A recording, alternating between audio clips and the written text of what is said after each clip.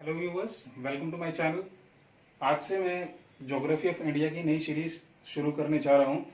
इस सीरीज का जो पहला चैप्टर है वो है इंडिया लोकेशन एंड एक्सटेंड। ये एनसीईआरटी, आईसीएसई और बहुत सारे कॉम्पिटिटिव एग्जाम्स से रिलेटेड बहुत इंपॉर्टेंट टॉपिक होता है। तो इंडिया के ज्योग्राफी को जानने के लिए सबसे पहले हमें उसकी लोकेशन जाननी होगी, और इसी तरीके से आगे जब हमें लोकेशन किसी जगह की पता चल जाएगी, उसके बाद हम क्लाइमेट, वहां के सॉइल, मिनरल्स और डिफरेंट डिफरेंट एस्पेक्ट को जान सकते हैं। तो फर्स्ट इंपॉर्टेंट पॉइंट हमारे लिए है कि किसी भी जगह की लोकेशन पहले कैसे निकाली जाती है। तो उसके लिए this is our earth. Our earth is geoid in shape. तो जो अर्थ का शेप है उसे जियोड कहा जाता है, क्योंकि जो इक्वेटर से हमारी अर्थ है वो बल्कियर है। हमारी अर्थ इक्वेटर से बल्कि है, लेकिन पोल्स पर फ्लैट है। ओके, पोल्स पर हमारी अर्थ फ्लैट है। तो हमारी अर्थ का अप्रोक्सीमेट डायमीटर जो पोल्स का है वो कम निकलता है और इक्वेटर का ज्यादा निकलता है। So that's why we can say that our earth is geoid in shape. Now, our Earth rotate on South and North Pole. तो हमारी अर्थ जो है साउथ और नॉर्थ पोल पर रोटेट करती है, जिसकी वजह से अगर हमें किसी भी जगह की लोकेशन फाइंड आउट करनी है, सो आर्टिफिशियली हमने कुछ इमेजिनरी लाइंस ड्रॉ करी हैं हमारी अर्थ के ऊपर। कुछ इमेजिनरी लाइंस हमने ड्रॉ करी है अपनी अर्थ के ऊपर। तो क्योंकि अर्थ नॉर्थ और साउथ पोल पर रोटेट करती है, तो नॉर्थ और साउथ पोल से ही हमने कुछ एंगल्स लिए हैं इक्वेटर पर। ठीक है, दूसरी पिक्चर में आपको मैं इस तरीके से शो करूं। For example, this is north pole और this is south pole and this is equator. This line is 0 degree equator. Okay, this is 90 degree. तो अब हमें मिल जाते हैं हमारे लॉन्गिट्यूड्स। तो लॉन्गिट्यूड्स क्या है? लॉन्गिट्यूड्स वो वर्टिकल लाइंस हैं जो कि रन करती हैं नॉर्थ टू साउथ पोल के बीच में। नॉर्थ टू साउथ पोल के बीच में रन करती हैं और मूव करती हैं ईस्ट टू वेस्ट, यानी ईस्ट टू वेस्ट पूर्व और पश्चिम हिस्सों में हमारी अर्थ को डिवाइड करते हैं।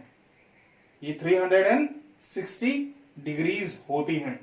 तो ये कैसे ड्रॉ करी जाती हैं? एंगल लिया जाता है नॉर्दर्न और सदर्न हेमिस्फीयर से। फॉर एग्जांपल, अगर हम 1 डिग्री यहां से ड्रॉ करें, 1 2 3 4, then 90 degree, then 180 degree, then 270 degree, और इस तरीके से। तो ये लाइनें हमारी इक्वेटर पर जाती है इस तरीके से। If this is our north pole, तो यहां से अब मैं आपको इस तरीके से अर्थ में दिखाता हूं। This is our 1 degree, 2 degree, 3 degree, 4 degree and like this. So ये जो लाइनें होती हैं ये कंप्लीट सर्कल होती हैं, और टू अपोजिट लाइंस 180 डिग्री का एंगल बनाती है। प्लस ये टू अपोजिट लाइन हमारी अर्थ को 2 हेमिस्फीयर में डिवाइड करती हैं। तो ये तो थे हमारे लॉन्गिट्यूड्स जिनका एंगल नॉर्थ और साउथ डिग्री से लिया जाता है। दूसरी अगली चीज, सभी लॉन्गिट्यूड की लेंथ इक्वल होती है, क्योंकि ये नॉर्थ और साउथ पोल पर कन्वर्ज होते हैं। क्लियर? लॉन्गिट्यूड पर हमारा टाइम डिपेंडेंट होता है, क्योंकि अर्थ ईस्ट वेस्ट से ईस्ट की तरफ को रोटेट हो रही है अर्थ। इस वजह से हमारा दिन और रात और टाइम लॉन्गिट्यूड्स पर डिपेंड होता है। कुछ इसी तरीके से हमारी अर्थ वर्टिकल हॉरिजॉन्टल लाइन से भी हमने अर्थ को कुछ हॉरिजॉन्टल लाइंस में भी डिवाइड किया है। इन हॉरिजॉन्टल लाइंस को हम कहते हैं लैटिट्यूड।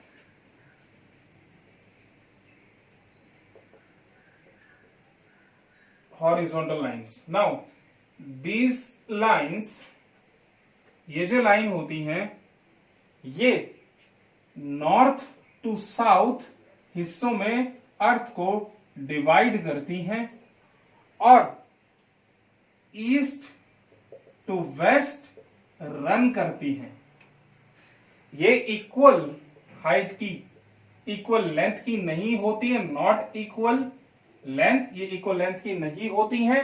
और सबसे बड़ा लैटिट्यूड जो होता है वो इक्वेटर कहलाता है, जो अर्थ के सेंटर से गुजरता है। लॉन्गिट्यूड के केस में जो सारे के सारे लॉन्गिट्यूड्स थे वो अर्थ के सेंटर से गुजरते हैं, लेकिन लैटिट्यूड के केस में ये अर्थ के सेंटर से नहीं गुजरते। इस वजह से हर लैटिट्यूड की जो लेंथ है वो अलग अलग होती है। अब इसके एंगल कैसे लिए जाते हैं? फॉर एग्जाम्पल, अगर ये अर्थ का सेंटर है तो अगर हमें ट्रॉपिक ऑफ कैंसर ड्रॉ करना है तो 23.5 डिग्री ईस्ट, 23.5 डिग्री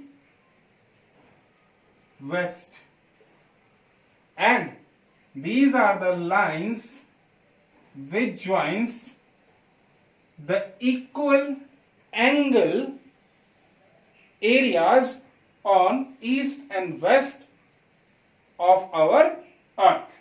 इसी तरीके से 66.5 degrees east or west, and this is how we get 66.5 degrees. From here this is 90 degree north pole.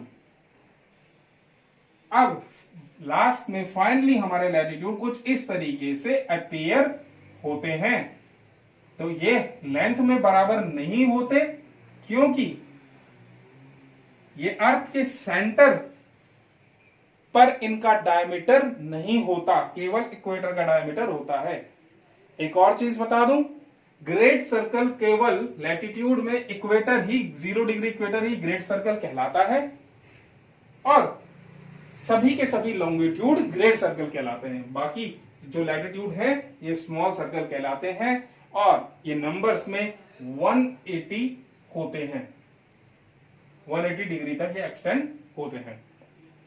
अब जब इन दोनों चीजों को मिला दिया जाता है तो बनते हैं ज्योग्राफिक ग्रिड या ग्रेटिक्यूल।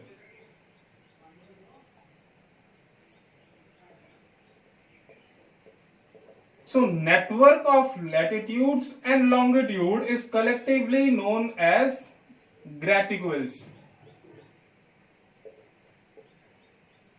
ओके, तो फिर हमारी अर्थ कुछ इस तरीके से डिवाइड हो जाती है। 0 डिग्री लॉन्गिट्यूड 90 डिग्री से इसे कट कर रहा है, 0 degree latitude, this is our equator. And now इस नेटवर्क को ग्रेटिक्यूल्स कहा जाता है। Okay, this is tropic of Capricorn, this is 66.5 degree, this is tropic of Capricorn, this is 66.5 degree. North degree, north 90 degree, south pole 90 degree, 23.5 south, 66.5 south, 23.5 degree north and 66.5 degree north. अब हम अपने topic पर properly आ सकते हैं, India, location and extent. तो ये जो हमने अर्थ को पूरे इन तरीकों से डिवाइड करा है इस तरीके से, तो बेसिकली ये नेटवर्क यूज होता है किसी भी जगह की लोकेशन को पता लगाने के लिए। अर्थ एक सिंपल जियोड शेप बॉल की तरह है। अगर हम किसी जगह की लोकेशन फाइंड आउट करें तो हम वहां के कोऑर्डिनेट्स गिनाते हैं। तो कोऑर्डिनेट कब एप्लीकेबल होंगे? जब हमें लैटिट्यूड और लॉन्गिट्यूड्स के बारे में पता होगा। ठीक है, उसके बाद जो लॉन्गिट्यूड्स होते हैं इनसे टाइम डिसाइड किया जाता है और लैटिट्यूड से किसी भी एरिया का क्लाइमेट डिसाइड किया जाता है। क्लियर? लॉन्गिट्यूड से टाइम और लैटिट्यूड से क्लाइमेट डिसाइड किया जाता है। अब हम इंडिया के बारे में आ जाते हैं, इंडिया के टॉपिक पर। तो जो इंडिया का लैटिट्यूडनल एक्सटेंट है, latitudinal extent of our country extends from 6 degree 45 minute north to 37 degree 6 minute north. ठीक है, तो ये हमारे कंट्री का लैटिट्यूडनल एक्सटेंट है। अब हम देखेंगे जीरो से नॉर्दर्न हेमिस्फीयर में हमसे कहा गया है 6 डिग्री 1 2 3 फॉर एग्जांपल अप्रोक्सीमेटली यहां पर 6 डिग्री आता है और 37 डिग्री यहां पर करीब आता है। अब हमें लैटिट्यूड के हिसाब से इतना बड़ा एरिया तो मिल गया, इतना बड़ा एरिया, बट एग्जैक्ट इंडिया कहां है उसके लिए हमें जानना होगा इंडिया का लॉन्गिट्यूडनल एक्सटेंट भी। और इंडिया का जो लॉन्गिट्यूडनल एक्सटेंट है वो है 68 degree 7 minute east and 95 degree 25 minutes east. ध्यान रखिएगा ईस्ट कहां है, तो अब हम 68 डिग्री 7 मिनट ईस्ट सर्च करते हैं अप्रोक्सीमेटली, ये कुछ यहां पर आएगा, ठीक है, यहां पर, और 97 डिग्री 25 मिनट ईस्ट कुछ यहां पर आएगा। तो फाइनली हमें इंडिया की लोकेशन पता चल चुकी है कि इंडिया यहां पर है। It is on the north eastern sector of our earth. तो इंडिया नॉर्दर्न हेमिस्फीयर में है, और अगर ईस्ट और वेस्ट की बात करें तो ईस्टर्न हेमिस्फीयर में है। साथ में हमें यह पता चलता है इंडिया ट्रॉपिकल कंट्री है, और हम देख सकते हैं कि tropic of Cancer line India के बीच से गुजर रही है, तो इससे हम समहाउ इंडिया के क्लाइमेट के बारे में भी पता लगा सकते हैं। तो ये हेल्प मिलती है हमें लॉन्गिट्यूड और लैटिट्यूड से किसी भी जगह की लोकेशन को फाइंड आउट करने में। तो this is the location of India, Hindustan की ये लोकेशन है। क्लियर? अब हमारे लिए आगे जो टॉपिक्स हैं वो है कि India what type of country it is. Okay, एक टर्म यूज होता है सब कॉन्टिनेंट। तो अब हम इन दो तीन चीजों पर आ जाते हैं। हमें ये तो पता चल गया इंडिया ट्रॉपिकल कंट्री है, तो ट्रॉपिकल क्यों? क्योंकि ये ट्रॉपिक्स में है। अब इंडिया को सब कॉन्टिनेंट भी कहा जाता है। सब कॉन्टिनेंट कहने के पीछे रीजन है it resembles like a continent. India की जो फिजियोग्राफी है वो डाइवर्स है। यहां पर पहाड़, डेजर्ट, प्लेट्यू, आइलैंड, बहुत सारे किस्म के फिजियोग्राफिक डिविजन्स हैं, कई किस्म की रिवर्स हैं, कई लैंग्वेजेस हैं। इंडिया एक डाइवर्स कल्चर है जो कि लगता है कि एक सब कॉन्टिनेंट जैसा है, यानी एक कॉन्टिनेंट जैसा लगता है इंडिया, क्योंकि इसमें बहुत सारी विविधताएं हैं। इसीलिए हिंदुस्तान सब कॉन्टिनेंट लगता है, क्योंकि कल्चर वाइज भी और एज वेल एज ज्योग्राफिकली भी इंडिया में बहुत ज्यादा डाइवर्सिटीज हैं। एक अगला टर्म आता है peninsular country. Okay, India is a peninsular country. India एक पेनिनसुलर कंट्री है। तो पेनिनसुलर कंट्री क्यों कहा इंडिया को? इंडिया को पेनिनसुलर कंट्री इसलिए कहा क्योंकि कोई भी जगह जो तीन साइड से समुद्र से घिरी होती है तो उसे पेनिनसुलर कहा जाता है। तो अगर ये हम देखें तो इसको डेक्कन पेनिनसुला भी कहा जाता है। ठीक है, तो डेक्कन यानी दक्कन, ये संस्कृत वर्ड है। दक्कन मीन्स ये प्लेट्यू है, इस एरिया का नाम संस्कृत वर्ड से आया है। तो इधर बे ऑफ बंगाल, अरेबियन सी और इंडियन ओशन, तो तीन जगह समुद्र के घिरे होने की वजह से इस एरिया को पेनिनसुला कहा जाता है। अब हम इंडिया की पोजीशन जान लेते हैं वर्ल्ड में एरिया वाइज। तो एरिया वाइज इंडिया का जो एरिया है वो है 32,87,263 किलोमीटर पर स्क्वायर किलोमीटर। ठीक है, ये डायरेक्ट क्वेश्चन भी समटाइम एग्जाम्स में आ जाता है। तो ये इंडिया का एरिया है और इंडिया 7th लार्जेस्ट कंट्री है वर्ल्ड में। 7th largest country India world में अभी है। अब बात करते हैं इंडिया की लैंड बाउंड्रीज के बारे में। तो लैंड बाउंड्री जो है इंडिया की 15,200 किलोमीटर इंडिया की ये जमीनी बाउंड्री है, जिसमें इंडिया सबसे ज्यादा अपनी लंबी बाउंड्री शेयर करता है वो है बांग्लादेश के साथ में। ओके, दूसरा इंडिया की जो कोस्टल बाउंड्री है, this is our land boundary, this is next is coastal boundary of our country, 7516.6 kilometre is our coastal boundary. Okay, तो कोस्टल बाउंड्री जितने भी राज्य कोस्टल एरिया से लग रहे हैं, और इसमें इंपॉर्टेंट है गुजरात, जिसकी कोस्टल बाउंड्री सबसे ज्यादा बड़ी है। तो गुजरात, ये क्वेश्चन आ जाता है कि कोस्टल बाउंड्री कौन से राज्य की सबसे बड़ी है, तो आपने आंसर देना है गुजरात। तो ये थे इंडिया के बारे में कुछ इंपॉर्टेंट स्टैट्स। अब हम आते हैं इंडिया की नेबरिंग कंट्रीज पर। ओके, बिफोर दैट मैं आपको एक चीज और समझा दूं कि जो इंडिया का साउथ मोस्ट पॉइंट है वो इंदिरा पॉइंट था, जो कि सुनामी के टाइम पर सबमर्ज हो गया था। ओके, तो जो मैंने आपको इंडिया का लैटिट्यूडनल एक्सटेंट बताया वो इंडिया के साउथ मोस्ट पॉइंट यानी इंदिरा पॉइंट से बताया। नॉर्थ मोस्ट पॉइंट को इंदिरा कॉल कहा जाता है, ठीक है, इंदिरा कॉल। तो इंडिया का जो मेन लैंड है वो 8 डिग्री 6 मिनट से शुरू होता है, जो कि कन्याकुमारी। अगर आपसे पूछा जाए एग्जाम में what is the south most point of mainland of India, तो answer is Kanyakumari. And south most point of India is Indira point, 6 degree 45 minute north. अगली चीज आ जाते हैं इंडिया के पड़ोसी मुल्क। इंडिया के नॉर्थ ईस्टर्न साइड में है पाकिस्तान। इंडिया की छोटी सी बाउंड्री लगती है अफगानिस्तान के साथ में, नेपाल, चाइना जो 1950 से पहले तिब्बत था,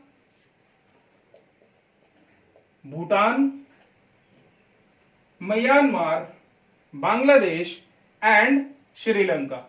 श्रीलंका से हमारी कोई भी बाउंड्री टच नहीं होती है, लेकिन जो बाउंड्री यहां पे वाटर चैनल जो गुजरता है, नैरो वाटर चैनल जो इन दो लैंड मासेस को अलग करता है, उसे कहा जाता है पाल्क स्ट्रेट। ये पाल्क स्ट्रेट ही बाउंड्री है इंडिया और श्रीलंका के बीच में।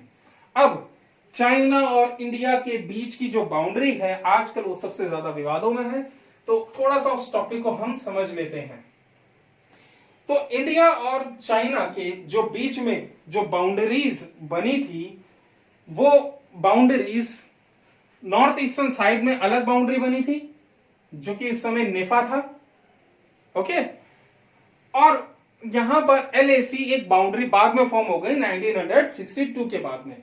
तो ब्रिटिश रिप्रेजेंटेटिव थे सर मैकमोहन, उनके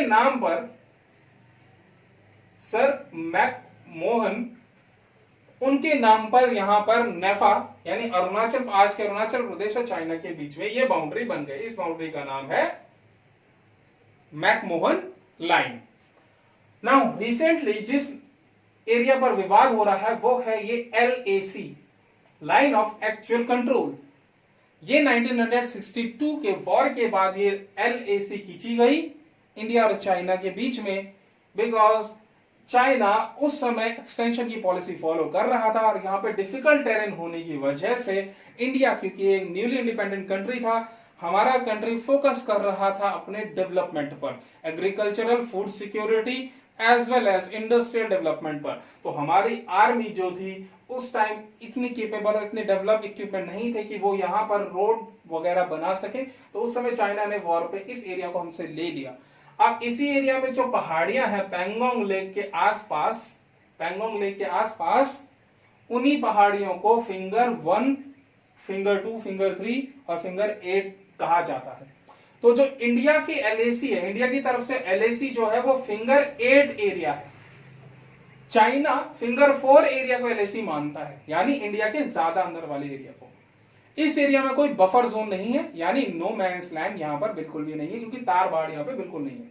तो जस्ट बाउंड्रीज में ही दोनों फोर्सेस खड़ी होती है, और यहीं से बॉर्डर रोड ऑर्गेनाइजेशन ने एक पैरेलल सड़क बनाई है, जो कि दारबुक, शोक और दौलत बेग ओल्दी जो इंपॉर्टेंट मिलिट्री कैंप है इंडिया का, वहां तक ये रोड जाती है। तो बहुत आसान अब हो जाएगा इंडिया के लिए यहाँ पर हैवी ट्रूप्स के साथ और हैवी मशीनरी के साथ मूव करना। अब आते हैं हम अपने नेक्स्ट बाउंड्री लाइन जो कि इंपॉर्टेंट है इंडिया के लिए, दैट इज विद पाकिस्तान। तो पाकिस्तान के साथ जो हमारी बाउंड्री लगती है वो है रेड क्लिफ लाइन। तो ये मेंबर थे पार्टीशन के, चेयरमैन थे पार्टीशन ग्रुप के, जिन्होंने इंडिया और पाकिस्तान के बीच में पार्टीशन किया था, उन्हीं के नाम पर यहां पर रेड क्लिफ लाइन ड्रॉ की गई है। तो इंडिया का जो जम्मू कश्मीर वाला एरिया है, ये जो ये जो हम नक्शे में शो करते हैं, ये रेड क्लिफ लाइन है बेसिकली। ओके, गुजरात के पास जो लाइन है इंडिया और पाकिस्तान के बीच में बाउंड्री, गुजरात और सिंध के बीच में बाउंड्री, ये है sir creek line, sir creek line. ठीक है, तो ये एक वेटलैंड है, यहां पर वाटर बाउंड्री वाला रूल लगता है। यहां पर भी कंट्रोवर्सी कुछ इस तरीके की है कि इंडिया कहता है कि ये वाटर बाउंड्री दोनों में बराबर रूप में डिवाइड होगी, जो कि यूनाइटेड नेशंस के लॉ भी कहते हैं, लेकिन पाकिस्तान इस वेटलैंड को कंप्लीटली अपना मानता है। नेक्स्ट, इंडिया और पाकिस्तान के बीच में LAC है, line of control. Line of control, तो लाइन ऑफ कंट्रोल ये बताता है कि एक्चुअल में पाकिस्तान के कब्जे में कौन सा एरिया, तो इस एरिया को हम कहते हैं पाकिस्तान ऑक्युपाइड कश्मीर।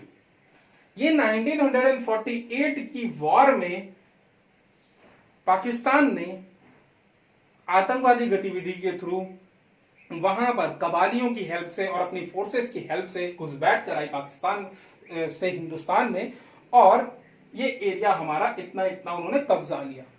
वॉर रोकने के टाइम पर सीज फायर के रूल को मानते हुए इंडिया की फोर्सेस यहीं तक रुक गई, और from that period of time जो ये एरिया है पाकिस्तान के पास ही चला गया। जबकि वहां के राजा हरि सिंह ने जो ये पूरा जम्मू कश्मीर टेरिटरी है, ये इंडिया के साथ उन्होंने साइन करा था। तो ये बाउंड्री भी विवादों में है, दैट इज LOC। तो ये कुछ हमारे देश का लोकेशन, एक्सटेंट और कुछ इंपॉर्टेंट एस्पेक्ट थे। नाउ अगला इंपॉर्टेंट टॉपिक जो मैं आपको बताना चाहता हूं, that is Indian standard time और GMT। अब टाइम मैंने कहा ना, लॉन्गिट्यूड्स में टाइम, बड़ा टाइम की बड़ी इंपॉर्टेंस है। ओके, तो लॉन्गिट्यूड से हमें टाइम कैसे निकाला जाए भाई, किसी जगह का टाइम कैसे निकाला जाए। तो फर्स्ट थिंग, जो ये हमारे लॉन्गिट्यूड्स होते हैं, ये जो हमारे लॉन्गिट्यूड्स हैं, इनको मेरिडियन भी कहा जाता है, मेरिडियन। ओके, अब इन्हें मेरिडियन क्यों कहा जाता है? मेरिडियन इन्हें इसलिए कहा जाता है क्योंकि ग्रीक लफ्ज है, उसके हिसाब से मेरिडियन का मतलब होता है नून, यानी ठीक 12 बजे। तो कहने का मतलब यह है, फॉर एग्जाम्पल ये सन है, सन तो स्टेशनरी है बट अर्थ कॉन्टिन्यूसली रोटेट करती रहती है फ्रॉम वेस्ट टू ईस्ट। तो जब भी कोई लॉन्गिट्यूड पर अर्थ की सीधी रेज होंगी तो उस समय नून हो रहा होगा, यानी ठीक 12 बज रहे होंगे। इतना क्लियर है कि जब भी सनरेज किसी जगह के ठीक ऊपर होंगी, किसी लॉन्गिट्यूड के, तो वहां पर 12 बज रहे होंगे, और इसके जो ठीक अपोजिट लॉन्गिट्यूड है वहां पर रात के 12 बज रहे होंगे। अब कैसे डिसाइड किया जाए वर्ल्ड का टाइम? सबसे पहले यह डिसाइड करना जरूरी था कि 0 डिग्री लॉन्गिट्यूड क्या है। तो अप्रोक्सीमेटली जिस तरीके से हम वर्ल्ड मैप को देखते हैं, उस तरीके से, उस हिसाब से वेस्ट में आ जाता है हमारे नॉर्थ और साउथ अमेरिका, इधर आ जाता है हमारा चाइना, जापान और न्यूजीलैंड, ऑस्ट्रेलिया। तो जो इंग्लैंड थी उसकी पोजीशन परफेक्ट आती थी 0 डिग्री पर। तो ग्रीनविच एक जगह है लंदन में, वहां से GMT टाइम शुरू करा गया, ग्रीनविच मीन टाइम। तो ग्रीनविच मीन टाइम का ये सिद्धांत है कि यहां से जो ईस्ट की तरफ टाइम होगा वो हमेशा ज्यादा होगा, यानी प्लस में आएगा, और इधर का टाइम हमेशा माइनस में आएगा। क्योंकि सन रेज जब यहां पर फॉर एग्जांपल 12 बज रहे होंगे तो अर्थ इधर को रोटेट कर रही है ना, तो जब ये वाले लैटिट्यूड अर्थ के सामने आएगा तो यहां पर तो देर में 12 बजेंगे ना, यहां पर पहले 12 बजेंगे इससे, यहां पर फिर बाद में बजेंगे और यहां पर 12 बाद में बजेंगे, यानी ये अल्टीमेटली ये टाइम ग्रीनविच मीन टाइम से पीछे हो जाता है। तो जो भी ग्रीनविच मीन टाइम से वेस्टर्न साइड में टाइम है वहां पर टाइम हमेशा माइनस होगा, और जो ईस्टर्न साइड है वहां पर टाइम हमेशा प्लस होगा। अब ये समय हमें मिला कैसे? तो जो अर्थ की सर्कमफ्रेंस है वो है 40,075 किलोमीटर्स। ओके, तो अर्थ 360 डिग्री राउंड घूम रही है। तो जब हम इसे 360 डिग्री से डिवाइड करते हैं तो हमें आंसर मिलता है 111.3 किलोमीटर्स, यानी एक डिग्री का मतलब है अप्रोक्सीमेटली 111 किलोमीटर्स। इस तरीके से हम किसी भी जगह की दूरी नाप करके, डिग्रीज के हिसाब से दूरी नाप करके उस जगह का समय पता लगा सकते हैं। पहले मैं आपको यह बता दूं, इंडियन स्टैंडर्ड टाइम जो है वो 82.5 डिग्रीज ईस्ट से पास होता है। Clear? First I will clear this concept. तो 82.5 डिग्रीज ये रहा हमारा Hindustan. For example this is 82.5 degree east. अब क्योंकि 1 degree is equal to 124 kilometres का समय आता है, और जो 360 डिग्री अर्थ घूमती है वो 24 आवर्स में घूम जाती है। ठीक है, 24 आवर्स में घूमने की वजह से जो मेजरमेंट आता है, यानी 360 डिग्रीज जो हमारी अर्थ राउंड ले रही है, 360 डिग्रीज जो हमारी अर्थ राउंड ले रही है वो 24 आवर्स में ले रही है। अगर हम इसको सिंप्लीफाई करें तो 15 degrees is equal to 1 hour. 15 degrees is equal to 1 hour, और 1 आवर का मतलब होता है 60 मिनट्स। 60 मिनट्स यानी 15 डिग्री, और इसको सिंप्लीफाई करें तो 4 मिनट आंसर आ जाता है हमारे पास में। तो मेजरमेंट ये निकला 1 degree is equal to 4 minute. अगर आपको समझ नहीं आया वीडियो पॉज करके आप देख सकते हैं।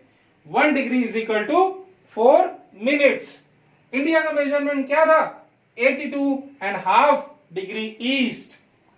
अब 82.5 डिग्री, क्योंकि 0 से हमें समय लेना है, तो 82.5 डिग्रीज को जब हम मल्टीप्लीकेशन करेंगे 4 से अगर इसे मल्टीप्लीकेशन किया तो 330 मिनट्स हमारे पास आ जाते हैं। If we will convert it into hours तो हमारे पास आएंगे ठीक 5.5 घंटे।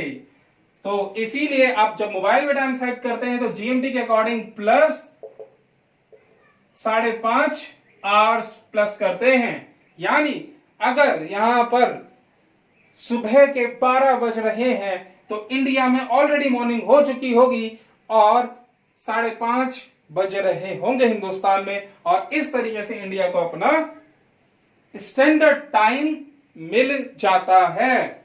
इसी तरीके से वर्ल्ड में 24 स्टैंडर्ड टाइम्स होते हैं। क्लियर? 24 स्टैंडर्ड टाइम्स होते हैं जो कि 7.5 डिग्रीज के बाद बनाए जाते हैं आधे घंटे पर। अब आते हैं हम इंडिया के मुद्दे पर कि भाई हमने ओनली 82.5 डिग्रीज को ही चूज क्यों करा? Why 82.5 degree only? तो इसका सीधा सा आंसर है कि इंडिया एक बड़ा कंट्री है और we have to find out the central position of our country, central longitude of our country. तो सेंट्रल लॉन्गिट्यूड निकालने के लिए हमें क्या करना है, हमारे ईस्टर्न और वेस्टर्न एक्सटेंट को प्लस करना है और उसका मीन फाइंड आउट करना है। तो 68 को अगर हम अप्रोक्स 68 डिग्री 25 मिनट्स को अगर हम प्लस करें 97 से, तो अप्रोक्सीमेट अगर इसको फिर इसका डिवीजन कर दें, इन दोनों को प्लस करके इनका मीन अगर हम निकाल दें तो वो 82.5 डिग्रीज ही आएगा, 82.5 डिग्रीज ही आएगा। If you plus it then 165 answer आएगा। इसको डिवाइड कर दीजिए, 82.5 डिग्रीज आंसर आ गया और हमें इंडिया का वो लैटिट्यूड मिल गया जिसे हम इंडियन स्टैंडर्ड टाइम कहेंगे। एक और टॉपिक में इसी में कवर कर देता हूं कि क्यों हिंदुस्तान में जो सूरज है ईस्टर्न कॉर्नर यानी हमारे अरुणाचल प्रदेश में 2 घंटे पहले आ जाता है और गुजरात में 2 घंटे बाद में आता है। फॉर एग्जाम्पल यहां पे सूर्योदय हुआ सुबह 4 बजे 4 AM, गुजरात में 6 AM पर होता है, फिर भी टाइम एक ही रहता है क्योंकि इंडिया एक यूनियन है और हमारे कंट्री का टाइम डिस्टर्ब ना हो, इस वजह से इस अप्रोक्सीमेट 30 डिग्री के एक्सटेंट को हम बुलाकर मीन टाइम को लेते हैं। 32 डिग्रीज को आप इंटू करेंगे तो 32 डिग्री मैंने क्या कहा था यहां पर आपको फॉर्मूला बताया था, 1 hour is equal to 15 degrees. तो 30 degrees is equal to 2 hours, तो 2 आवर्स का डिफरेंस इसमें आ जाता है। So this is all about this topic. For more videos like, subscribe and bell icon को जरूर दबाएं। मैं और आगे इंडिया ज्योग्राफी के टॉपिक्स को कवर करूंगा। Thanks for listening.